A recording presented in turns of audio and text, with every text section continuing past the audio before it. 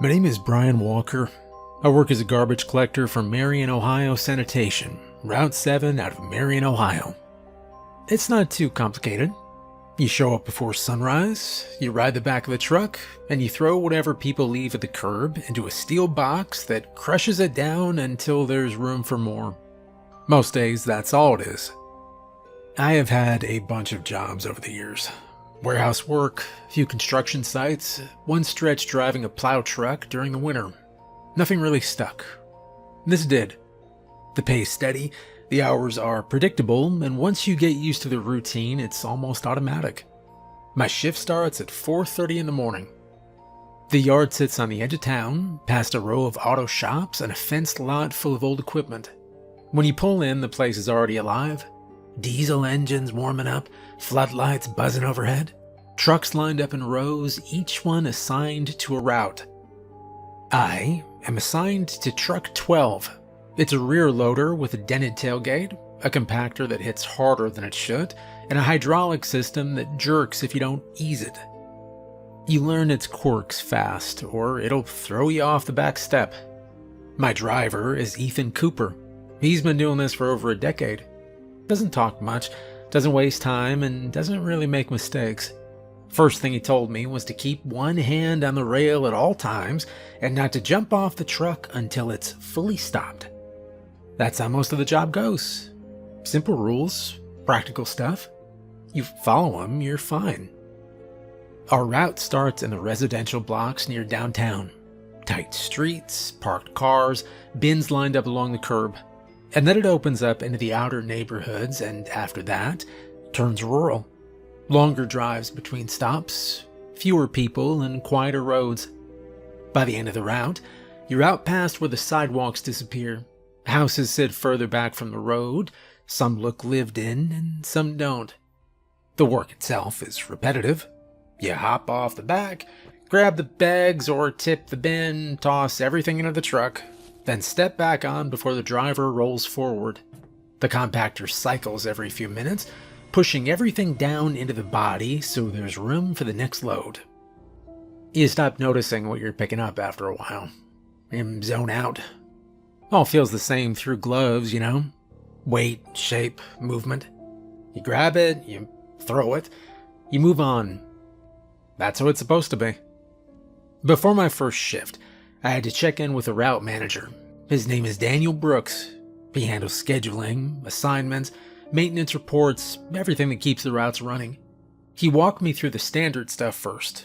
Safety procedures, pickup schedules, who to call if something breaks down.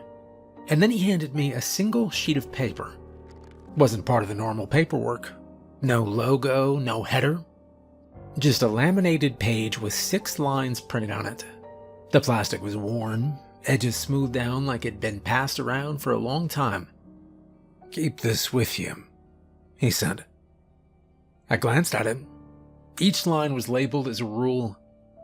Figured it was just extra guidelines, stuff specific to the route, maybe things that had caused problems before. "Read it before you start," he added. I nodded and slipped it in my jacket pocket. He held my eye for a second longer. "Follow it." And that was it. I didn't think much of it at the time. First day in a new job, you're focused on not messing up the basics. Stay balanced on the truck, don't miss stops, don't get in the way of the truck, that kind of thing. We pulled out of the yard just before 5. Still dark. Headlights cutting through the street, engine steady under us. Ethan didn't turn on the radio, just drove. The first part of the route was exactly what I expected. Bins lined up at the curb, tied bags, the usual thing. I got into the rhythm fast. Step, lift, throw, step, lift, throw. By the time the sky started to lighten, my arms were already sore and my gloves were streaked with grime. Normal day. We finished just before noon and headed back to the yard. I climbed down from the truck, stretched out my shoulders, and I pulled my jacket tighter against the wind. Ethan shut off the engine and sat there for a second. "You read the sheet?" he asked. I shook my head. "No, not yet."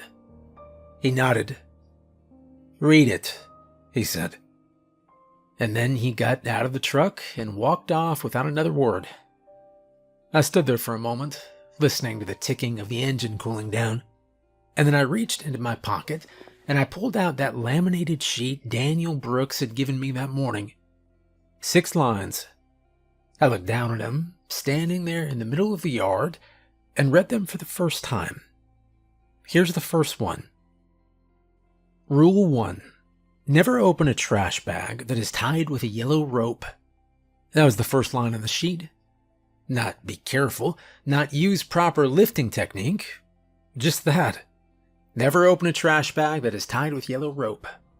I remember reading it twice, standing there in the yard, trying to figure out what kind of situation would even require that to be written down. People tie bags all kinds of ways. Twist ties, knots, duct tape if they're lazy. I'd never seen anyone use rope, let alone bright yellow rope. I figured it was one of those things you pick up on certain routes. I don't know. Maybe somebody had tried to secure construction debris or something heavy. Maybe it was a safety thing. Either way, it didn't seem like a big deal. The next morning, I saw one. We were about halfway through the residential section, early enough that most people were still inside. Lights on in the houses, coffee brewing, that kind of thing. The bins were lined up along the curb like usual. I hopped off the back of the truck as we slowed, grabbed the first bin, tipped it in, and then I stepped over to the next one. The lid was heavier than normal. When I lifted it, I saw the bag right away. Black plastic, thick, not the cheap kind, and wrapped around the top, tight, multiple loops, was a length of bright yellow rope. Not tied like a knot, wrapped over and over again, like whoever did it didn't want it coming loose under any circumstances. I just stood there looking at it, and then I reached in. The rope was rough under my gloves, thicker than it looked. I grabbed the bag at the top and tried to lift it, and it didn't budge. Not at first, anyway. I adjusted my grip and pulled harder, and it came up slow, like it was stuck to the bottom of the bin or weighed down with something real solid. Not loose trash, not food waste, something dense. I got it over the lid of the bin, and I held it there for a second, balancing the weight. "Don't." Ethan's voice cut through the cab. I looked up. He had his arm resting out the window, watching me. "That's one of them." I glanced back down at the bag. "Huh?" "Don't open it. Don't mess with it. Just throw it," he said. I frowned. I wasn't going to open it. "Good, don't," he said. There was something in his tone that made me stop asking questions. I turned back to the truck, and I heaved the bag into the rear compartment. And it hit harder than it should have. A solid, heavy thud against the metal. For a second, nothing happened, and then the bag shifted. It wasn't like it settled or the weight redistributed. It pushed outward. A slow, uneven movement from inside the plastic. I froze, then it stopped. I told myself it was just the way it landed. Something inside sliding into place, that's all. The compactor kicked on. The hydraulic system whined as the blade came down, pushing the pile forward.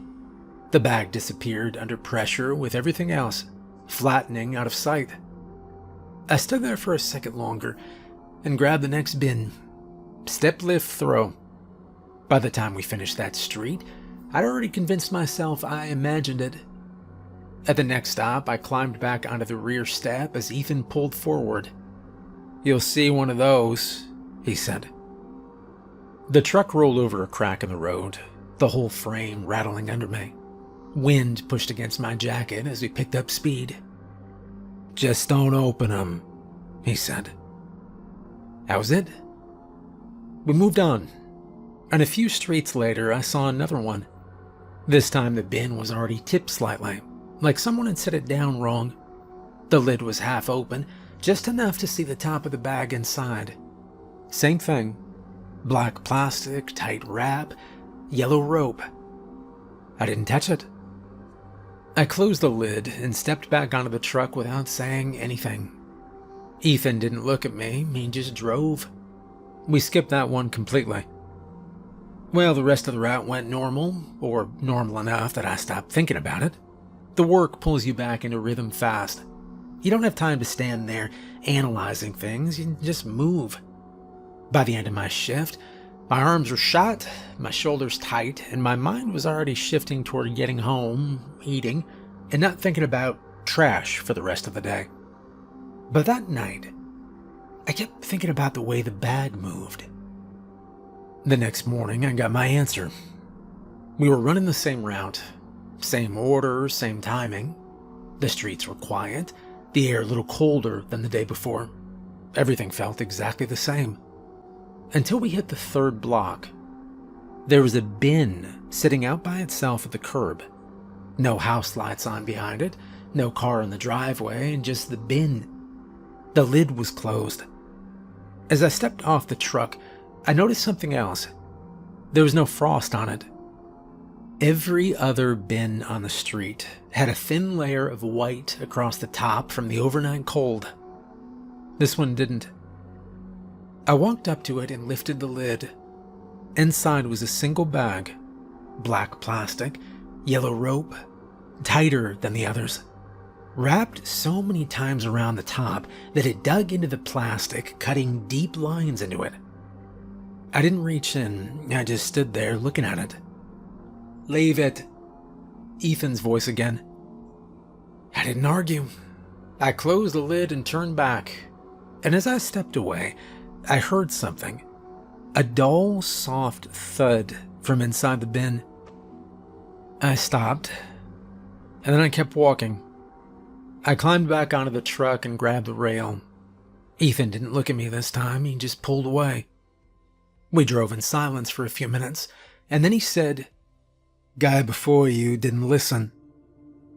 I kept my eyes on the road behind us. "Yeah, what happened?" "He opened one," Ethan began. "He cut the rope. Said he thought it was something valuable. Tools, maybe. Something someone didn't want picked up by mistake." I didn't say anything.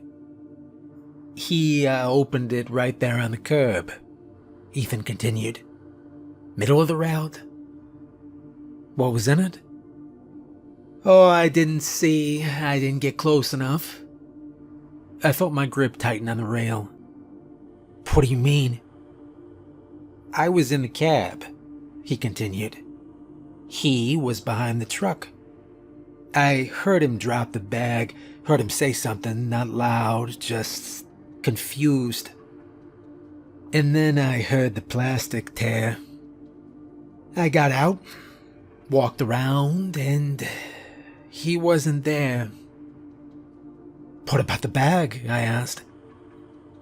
"Gone," he said. We didn't talk after that, and the rest of the route felt different. Every bin I opened, I checked the top first. No rope. We finished and headed back to the yard, same as always, but I wasn't thinking about the job anymore. I was thinking about the way that first bag had moved when I threw it in, and the sound I heard in that second bin. And what happens when you cut something open that wasn't meant to be opened? After that day, I understood something I hadn't before. Some of the things we pick up on that route, they're not trash. Rule 2. If a trash bin is already in the street, don't move it. That one didn't make sense to me first either. People leave bins in the street all the time. They forget to pull them back, or the wind knocks them over, or somebody drags them out too far. Half the job is dealing with stuff like that, adjusting, moving things where they need to be so you can do the pickup clean. So when I read that rule, I figured it was just another safety thing, you know? Don't drag bins around in traffic. Don't put yourself in a bad position behind the truck. That kind of logic. It didn't sound like anything serious. The first time I saw one, it didn't even register. We were heading into the rural stretch, past the line of the close houses. The road narrowed, no center line, just cracked asphalt and ditches on both sides. Fields stretched out, low and empty, with fences that looked like they hadn't been fixed in years. About a mile in, Ethan slowed down. There was a trash bin sitting in the middle of the road. Not tipped over or knocked sideways, just placed perfectly upright in the dead middle of the road. Lid closed. No house nearby. The closest one was set back at least 100 yards down a gravel driveway. No lights on, no movement. I hopped off the back of the truck and started walking toward it. "Leave it," he said. I stopped halfway there and turned back. "It's in the road," I began. "We're supposed to clear these." "Not that one." I looked at the bin again. There's just a bin. Standard county-issued plastic, same size and color and wheels. "What's the issue?" I asked. Ethan leaned slightly out of the window, resting his arm on the frame. "Get back in the truck." I hesitated for a second longer, and then I turned around and stepped back onto the rear platform. Ethan didn't drive around it right away. He slowed, eased the truck slightly to the left, and then passed it with just enough space that the side mirror cleared. As we went by, I glanced down at it. I think I saw the lid shift just a little, like something inside it pressed upward and let go. I faced forward again. We didn't talk about it. The next few stops were normal. Bins at the curb, tied bags, nothing unusual. But I kept thinking about that one sitting out in the middle of the road. It didn't look like it'd been blown there. Looked like it'd been put there. On the way back through that same stretch, I looked for it again, and it was gone. I figured somebody had moved it. Maybe the homeowner came and dragged it back in. Maybe another truck cleared it. That's what I told myself. The second time I saw one, I understood the rule better. It was 3 days later, same route, same stretch of road, only this time it was closer. We turned onto a narrow lane that cut between two fields, no houses for a good quarter mile, just open land and a line of trees running along the right side. The bin was dead center in the lane, same as before, upright, lid closed. Ethan slowed again. I didn't move this time. I stayed on the step and watched. We rolled closer, the engine idling low. Something was different about this one. The plastic looked cleaner. Not new exactly, but not worn down like the others. No scratches or dirt streaks, just a smooth, dark surface. As we got within about 10 feet, the lid shifted slightly, just enough to create a thin gap, and I saw darkness inside. No bags or visible trash, just empty space. And then something shifted beneath the darkness. The lid dropped back down. Ethan didn't stop. He steered the truck around it again, keeping a wider distance this time. The tires rolled onto the edge of the dirt shoulder as we passed. I kept my eyes on it. As the back of the truck cleared the bin, one of the wheels turned, slowly, just a few inches, and then it stopped. I gripped the rail tighter. "Did you see that?" I asked. Ethan nodded. "Yeah, that's why we don't touch them." "What is it?" I asked. He didn't answer. We drove on, and I didn't ask again. Rule 3. If you hear knocking from inside the compactor, do not stop the truck. You know, the compactor is loud. Supposed to be. Metal, hydraulics, pressure, everything about it makes noise. Grinding, crushing, shifting. You get used to it fast. After a few days, your brain filters it out completely. So the idea that you'd hear something specific, something you could pick out from all that noise, didn't seem realistic. At least not at first. The first time it happened, I didn't even recognize it. We were about halfway through the route, just finishing up the outer neighborhoods. The truck was already more than half full, bags stacked high in the rear compartment, compressed down every few stops to make space. I was on the back step, one hand on the rail, the other resting near the edge of the hopper, standard position. Ethan slowed for the next stop. I hopped off, cleared 2 bins, tossed everything in, and then stepped back up. As we pulled away, the compactor kicked on. The blade came down, pushing everything forward with that familiar heavy shove. Metal against metal, pressure building, then releasing. Normal. And then I heard it. A soft knock, almost loud under the sound of the machine. I didn't react. Probably just something shifting inside. Loose object hitting the wall. Happens all the time. We rolled forward another 20 feet, and that knock came again.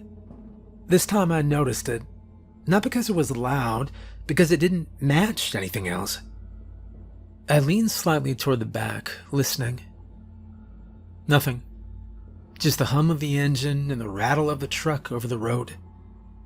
I shook it off. Next stop, step lift throw. Back on the truck, and we pulled forward again. And then it came again. 3 knocks in a row. Clear, separated. Not metal shifting or debris falling, it was 3 knocks. I froze. The compactor wasn't running. The truck wasn't hitting bumps. There was nothing that should have made that sound. I leaned back, looking into the rear compartment.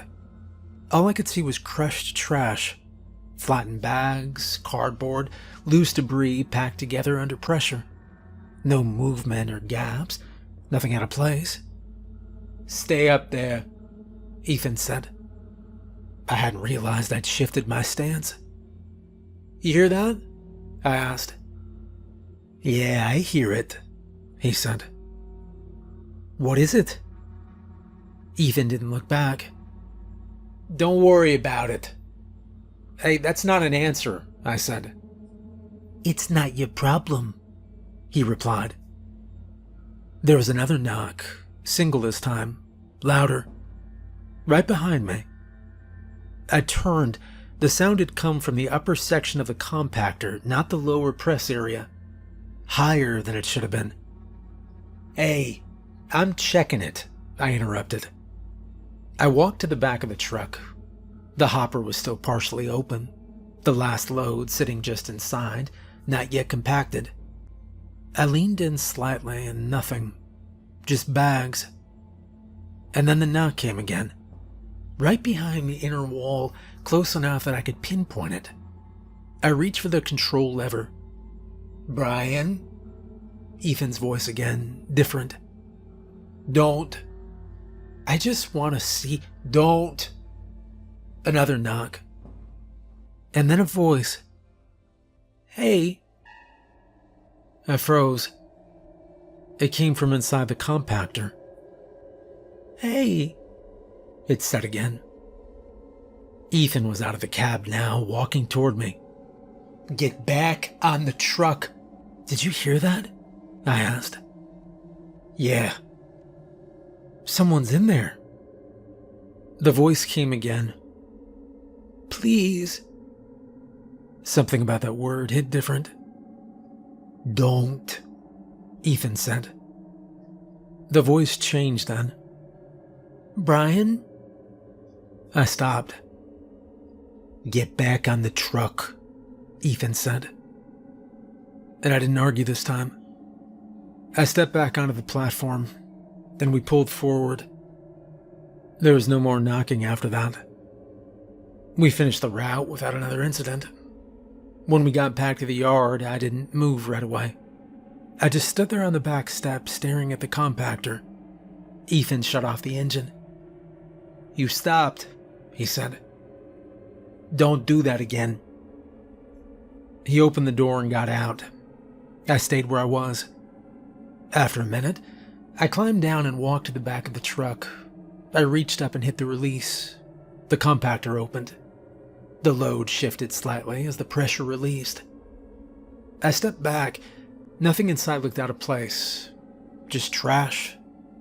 There was no way anything could have been inside. Rule 4. Do not collect trash from the house on Route 7 marked with a blue X. That one stood out immediately, because it was the only rule that mentioned a specific place instead of a general situation you might run into anywhere on the route. Up until that point, everything had been about objects or sounds or things that could happen during the job, but this one pointed directly at a single location, like it had a history behind it. I didn't ask about it right away, mostly because I hadn't seen anything like that yet, and I didn't want to start sounding like I didn't understand how the job worked. You pick things up as you go, and if something matters enough, someone usually tells you before you make a mistake.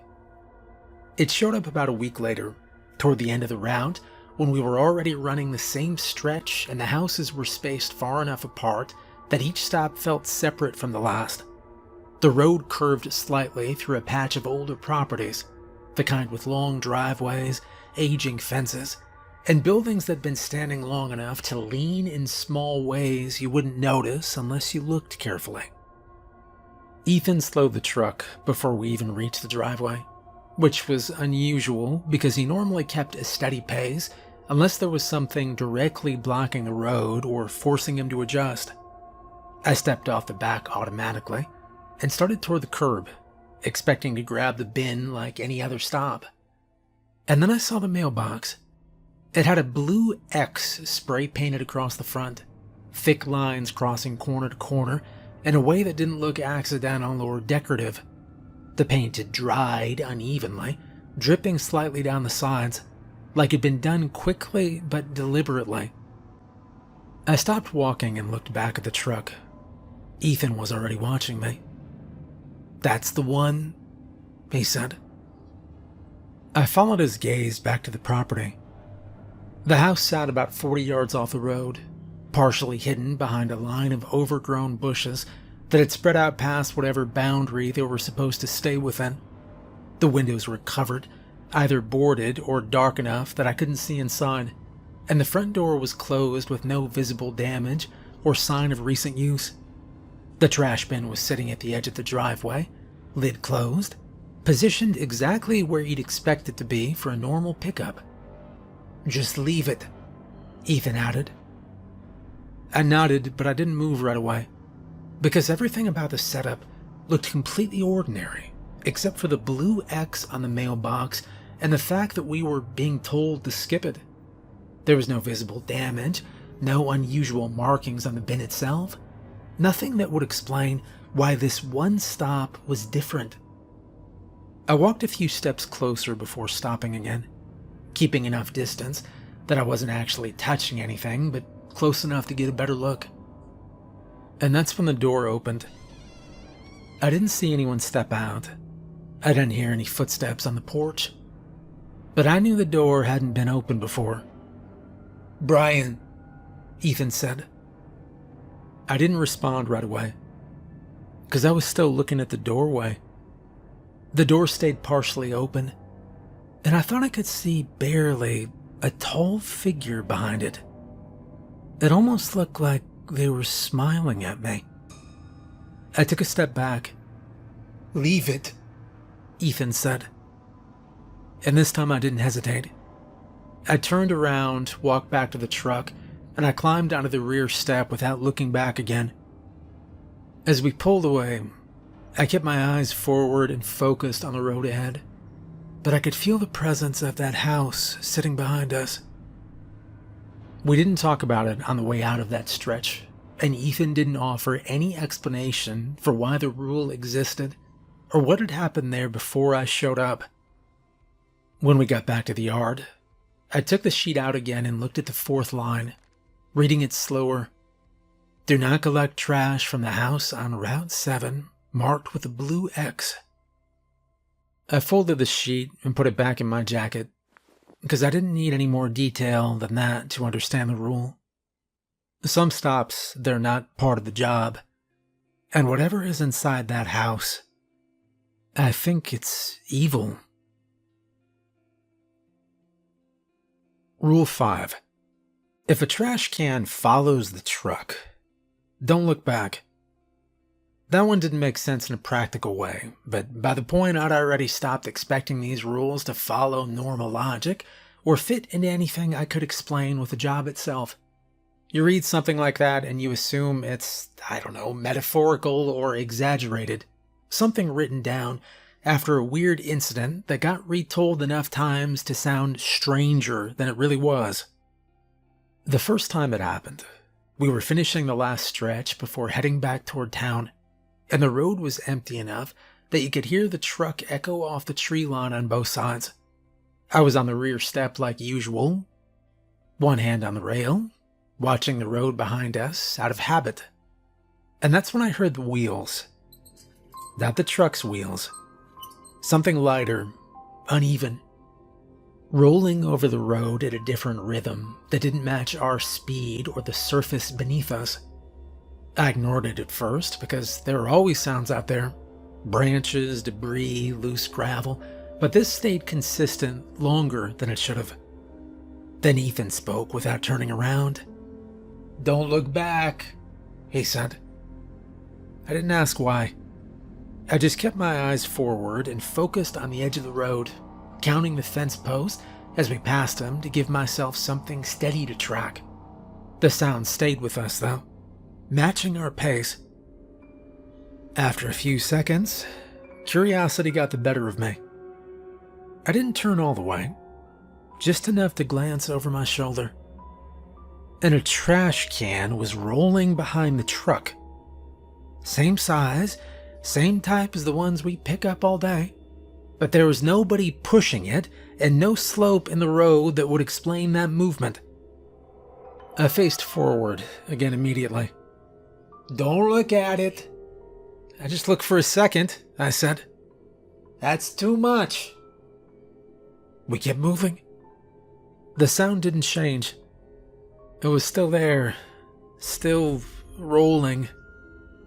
I kept my eyes forward, but I could feel it behind us now. After a minute, the sound stopped all at once. No slowing or final roll, just silence. I didn't turn around again. We finished the route without seeing it a second time, and Ethan didn't bring it up again once we got back to the yard. There was no explanation offered and no follow-up, which told me absolutely nothing. All I know is that if a trash can follows you, don't look back. Rule 6.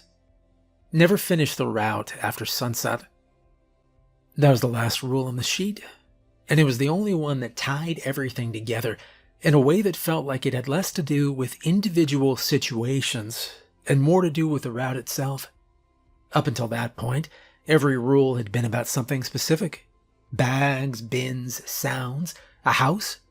But this one was about timing, and it didn't explain why that timing mattered. For the first couple of weeks, we never came close to breaking it. The route was structured so that we were done well before sunset, even in the winter when the daylight dropped off early. Ethan kept a steady pace, never rushed, never slowed down more than necessary, and we always made it back to the yard with time to spare. That changed on a Friday when we got a late start. One of the trucks had gone down in the yard that morning, and everything backed up while they reassigned routes and moved equipment around. By the time we pulled out, we were already behind schedule, and Ethan didn't say much about it, but I could tell he was paying closer attention to the clock than usual. We moved faster through the residential section, skipping anything that wasn't clearly set out and keeping stops tight. The outer neighborhoods took longer than expected, and by the time we hit the rural stretch, the sun was already low enough that the light had started to flatten out across the fields. I noticed it before Ethan said anything. "Hey, we're late."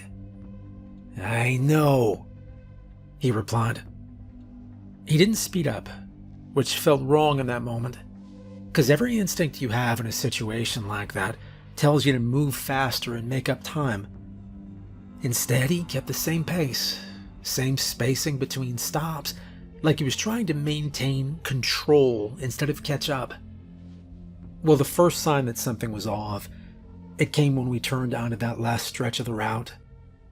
Every house had its trash out. Not some of them, all of them.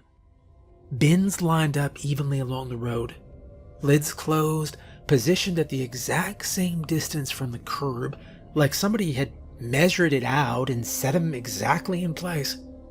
The road had been quiet earlier that week, with a few houses skipped and others with nothing set out at all, but now it was completely full. I stepped off the truck and I walked to the first bin. The air felt different, still, not quiet in a normal way, but heavy. All the bags were stacked perfectly neatly, each one tied tight. No loose ends, no irregular shapes pressing against the plastic. They looked arranged. I didn't question it. I grabbed the first bag and tossed it into the truck. It landed with a dull weight that didn't match how it looked. Keep moving. We went down the line, stop by stop, clearing bins faster than usual, but not rushing enough to lose control of what we were doing. The sun dipped lower, the light shifting from gray to orange, and then fading into something darker as the horizon swallowed the last of it. By the time we reached the midpoint of that stretch, the sun was gone. Ethan stopped the truck. "Get on." "I'm already on," I replied. "Well, stay on." I held the rail and looked ahead. The rest of the road was still lined with bins, all of them full. We didn't move forward right away. Ethan sat there for a second, engine idling, his hands resting on the wheel without tightening or adjusting. "You know, they shouldn't be all out," I said. "I know." "Then why are they?" He didn't respond.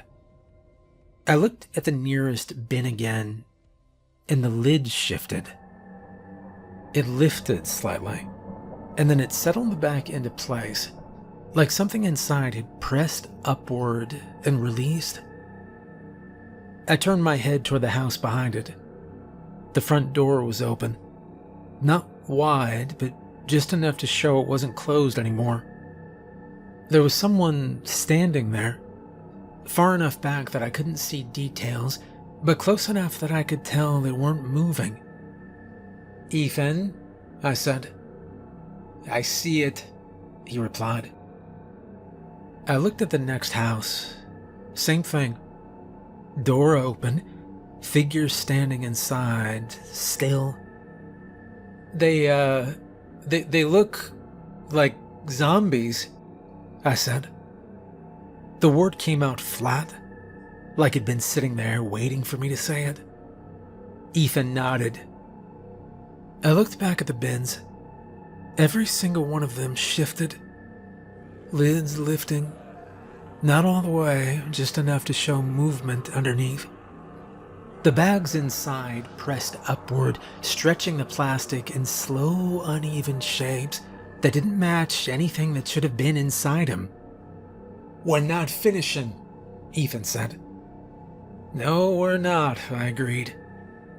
He put the truck in gear and we drove out of there fast. As we turned, I looked down the rest of the road. Every house and every doorway had a figure standing inside, and all of them were facing the road. The bins closest to us tipped slightly, not falling over, just leaning forward, like something inside was shifting its weight toward the truck. I didn't look any longer than I had to. We straightened out and we drove back the way we came. Nobody followed, no bins rolled, no knocking came from the compactor. Everything stayed exactly where it was. Thankfully. Later, I took the sheet out and read the last line again. Never finished the route after sunset. And now I knew why. Zombies. Well, after that night, we never ran late again. Didn't matter what broke down in the yard, how backed up the schedule got, or how many routes had to be reassigned. If the timing even came close, Ethan would cut sections without hesitation. Entire streets would get skipped, bins left untouched, and nobody ever questioned it. I kept working the route, same truck and stops, but I stopped treating any part of it like routine. I checked every bag before I touched it. I avoided anything that didn't sit right. I didn't look back when I wasn't supposed to, and I never, ever stayed out past sunset again. A few weeks later, they assigned a new guy to cover a second truck on our route. Mark Sullivan, mid-20s, talkative, the kind of guy who asked questions about everything because he assumed there was always a reasonable answer behind it. First morning I saw him, he was joking with one of the drivers, laughing about the smell, saying it wasn't as bad as people made it out to be. I watched Daniel Brooks hand him the same laminated sheet, same worn edges and 6 rules. Mark looked at it, gave a small grin, and folded it in half like it was just another piece of paper he didn't need. I didn't say anything. You know, there's no way to explain those rules to someone who hasn't seen what they're there for. And even if you try, it just sounds like you're messing with them or trying to scare them off. His truck left the yard a few minutes before ours that morning. We crossed paths once on the round, just a quick pass on one of the outer roads. He was riding the back step, one hand on the rail, relaxed like he'd already settled in. He gave a casual wave as he went by. And that was the last time I saw him. By the end of the day, his truck was back in the yard. Engine off, empty. Daniel Brooks walked out, looked at it for a few seconds, and then told maintenance to move it into line. Later, I found out that apparently Mark had seen something, and he took off running like a bat out of hell. The next morning, Route 7 ran like usual. Ethan drove, I rode the back. We followed the same path, hit the same stops, moved through the same stretches of road without saying much. When we reached the section where Mark had been working the day before, Ethan didn't slow down. I didn't step off the truck. I didn't look inside any of the trash cans. I didn't need to confirm anything, because by then, I understood something simple about this job. The rules aren't there to make the work easier. They're there so you survive.